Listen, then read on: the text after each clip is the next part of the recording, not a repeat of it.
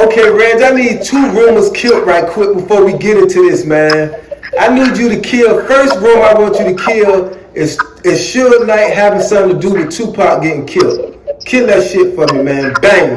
Yeah, that's the craziest thing that ever came up. But they came up by old white men, and they had nothing to do with Tupac's life. As y'all know, his family, his people, nothing like that believe that, because why? They wouldn't have fucked with us if they believed that. Okay. And they have all, from his mother to the outlaws to everybody that loved him, still fuck with all of us. And so we know that they don't believe that. And his mother, up until her death, did as well. So that's stupid. That's stupid to believe. Doesn't make sense. Suge looked at that nigga like his brother and loved that nigga. And I know it hurts to hear that, but unfortunately, that's how people want to do to generate dollars for their pocket. They'll say anything to be controversial just to keep that money stream going. And as we all know, money is the root of everything, and usually the cause of a lot of people's opinions and reasons and agendas.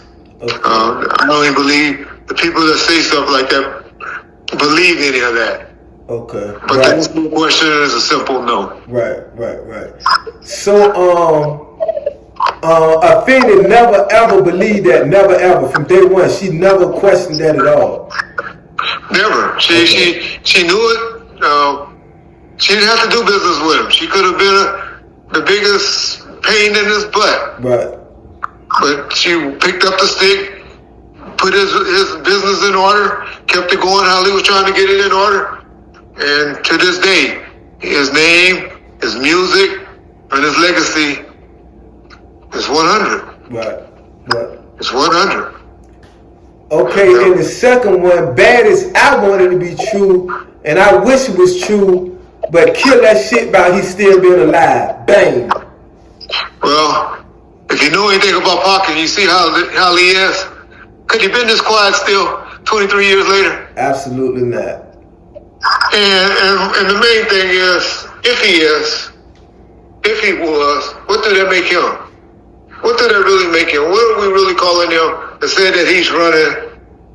Or if it feels anybody trying to kill him? Or 2 years left of prison time to do? Yeah, that would be a coward move, right? So that's why I say, look at what we're calling him by even saying that. Right, and you know he ain't a coward. You know that. You know that. Yeah. This is a man that intervened. It turned out to be cops, but intervened in something like that. Atlanta police charged Clayton County officer Mark Whitwell with aggravated assault, reckless conduct, and making a false statement. They say Whitwell also fired a shot during a confrontation with rap star Tupac Shakur in October. Did he fire in the first car or the second car? It didn't look like he was firing either car. I think he was firing a warning shot or something. It didn't appear to be firing anybody. Witness Edward Field says the gunman was white, but in court today, he could not identify Whitwell as the shooter.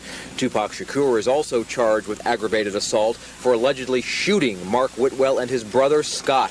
Scott Whitwell, a Henry County police officer, also off duty at the time, says he and his brother felt threatened that night. I made eye contact with one person on the right passenger side, front side of the vehicle. As he stepped out, he started towards me. I saw him extract a weapon from his jacket. Right. Black Panther trained. Right. Trained by people that oppose government and law and all of that. Right. From day one. Run from him for a 2-year stint. Yeah. He'd go on the top of his head and come more stronger, more powerful than anybody. So, you know, if you're a real Tupac fan, can't even entertain that, listen to that, or say that, you're not, in my mind, because what are you saying about him?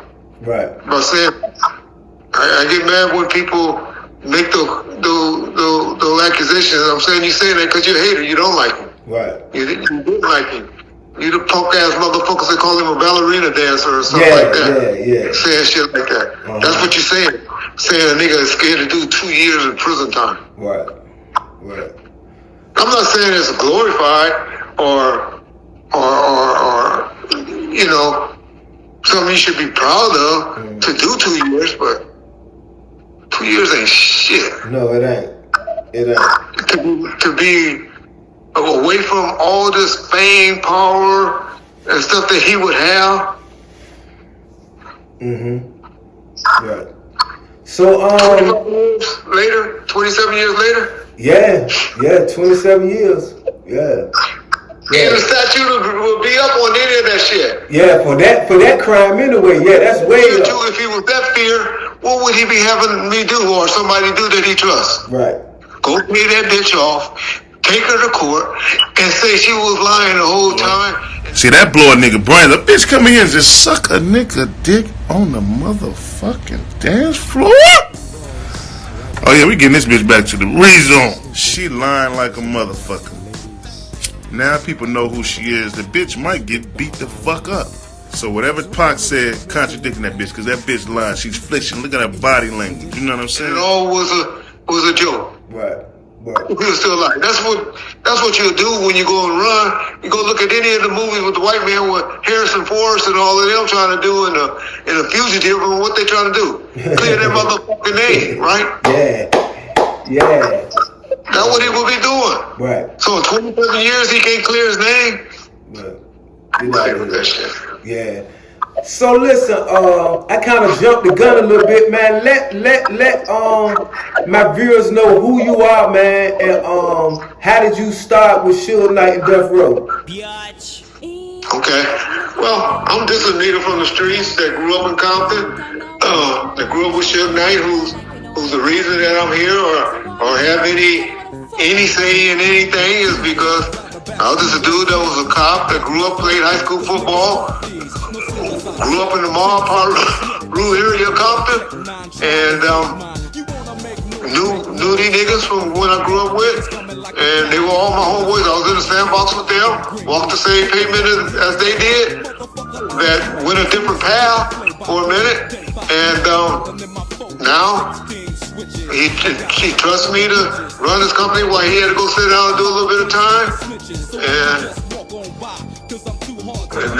that's that. And that was around the Death Row eras. And this only reason on this YouTube stuff or this internet or social media stuff is just trying to keep the record straight while I'm alive. Because I just see how blurred and how screwed it get, and unfortunately how people who hear stuff, last thing in your ear is kind of what you believe, unfortunately. Because a lot of us are too lazy to go and read and study and research for ourselves. I'm not saying you ain't supposed to hear all the bullshit, the good stories and all that, but you're supposed to take it all and say, well, that don't make sense. Why would they do that? You can listen to the bullshit or the chatter and all of that, but don't let, just because Reggie said it, or this person said it, or that person said it, that it becomes factual. Right. We're supposed to be able to be smart enough to go and see through the BS and study it, research it ourselves. Right. And that's what I'm trying to do, is tell my truth. Right. I'm not saying that everything I said is factual or what people believe or what. It's my truth. It's how I perceive it. That's all I'm trying to put out, is what I believe to be the truth of what happened. As factual as I can. What I saw, what I observed, what my opinion was when it took place. Something could have happened in front of me that looked one way to me, as we have seen. We go and see something that happened down the street. Me, you, and somebody else might have a different total statement or outlook on what had happened. I'm just saying this is how I perceive it. And this is what I believe happened. Don't mean that it happened that way or it didn't happen that way. It's just, that was my perception. Right. So, and examine from that is all I ask people to do. So you grew up in the Mar Peru area of Compton, right? Yes, sir. So you could have went either way. You could have went to the gang side or law enforcement. What made you choose the law enforcement? Because you just said you was right in the sandbox with those guys. And what made you choose that side other than, because you could have easily been a gangbanger. So what made you choose that side? I give all credit to that. Well, first I give everything credit to God. So we ain't gonna have to say that no more. Okay. Anything I give credit to God. All right. God gave me a strong set of parents, is what I believe. Okay.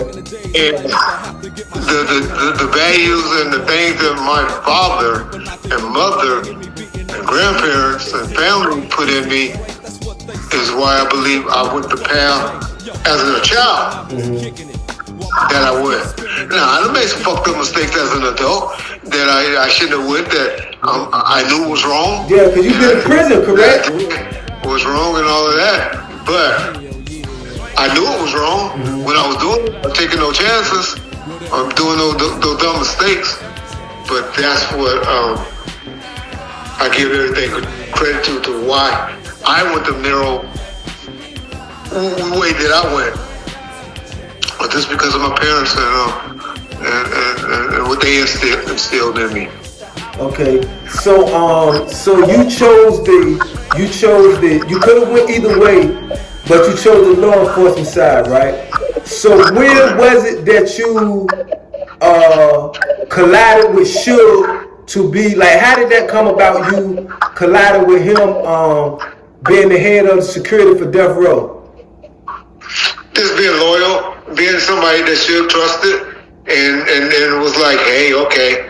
This nigga I know, I've been in the sandbox, I know his mama live, I know his daddy live, I trust this nigga, this is somebody that went through it with me, and this is who my choice for what I need to be done at this time to be done.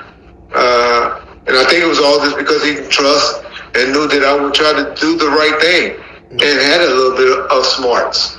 But that's all, just been in the right place, right time, and somebody that he trusts at the time to do what he wanted to accomplish, to try to keep his business going. Okay, this big bad guy, right? Why would he choose Compton police officers for his security? Why would he choose Compton police officers for his security? And you know he this big bad. Why would you choose the police? I guess that's part of the game. But I feel for the nigga who think he just gon' come and change things with the swiftness. So get it right with the quickness and let me handle my business. Yo, I'm on a mission and my mission won't stop until I get the nigga maxing at the top. I hope you get his ass before he drop. Kingpin kicking back while his workers slay his rocks. Coming up like a fat rat. Big money, big cars, big bodyguards on his back. So it's difficult to get him. But I got the hooker with somebody who knows how to get in contact with him. Hit him like this and like that. Let him know that I'm looking for a big fat dope sack. What is the spin? So let's rush it. If you wanna handle it tonight, we'll discuss it. On a nigga's time and a nigga's place. Take my strap just in case one of his boys recognize my face. Cause he's a shiesty motherfucker. But I gives a fuck, cause I'm going deep cover. Yeah, and you don't stop. Cause it's 187 on an undercover car. Yeah, and you don't stop. Cause it's 187 on an undercover car. Creep with me as I crawl through the hood. Maniac, lunatic, calling Snoop Eastwood. Kicking dust as I bust fuck peace. And the motherfucking fuck police. You already know I give a fuck about a cop. So why in the fuck would you think that it would stop? Plot, yeah, that's what we's about to do. Take your ass on a mission with the boys in blue. Dre, what up, Snoop? Yo, I got the feeling. Tonight's the night like Betty Wright. And I'm chilling, killing, feeling, no remorse, yeah. So let's go straight to the motherfucking source and see what we can find. Crooked ass cops that be getting niggas a gang of time. And now they wanna make a deal with me. Scoop me up and put me on their team and chill with me. And make my pockets bigger. They wanna meet with me tonight at 7 o'clock. So what's up, nigga? What you wanna do? What you wanna do? I got the gauge, a Uzi, and my motherfucking 22. So if you wanna blast, nigga, we can buck 'em. If we stick 'em, then we stuck 'em. So fuck. Yeah, and you don't stop. Cause it's 187 on an undercover car. Yeah, and you don't stop. Cause it's 187 on an undercover car. 6:05 was the time on the clock when me and my homie bailed in the parking lot. The scene looked strange and it felt like a setup. Better not be, cause if it is, they getting lit up. Oh, here they come from the back and they lax. I'm checking for the gas, they strapped. So what's up, black? Chill, let's hit a deal. If it ain't up to what you feel, then grab your steel. Right, so What you motherfuckers gon' come at me with? Hope you ain't wanting none of my grip, cause you can say that shit. Guess what they told me? We give you 20 G's if you snitch on your homie. We'll put you in a home and make your life plush. Oh yeah, but you gotta sell dope for us. Let me think about it. Turn my back and grab my gat, and guess what I told him before I shot it? If you don't quit, yeah. If you don't stop, yeah. I'm letting my gat pop, cause it's 187 on an undercover car. Yeah, and you don't stop. Cause it's 187 on an undercover car. Yeah, and you don't stop. Cause it's 187 on an undercover car.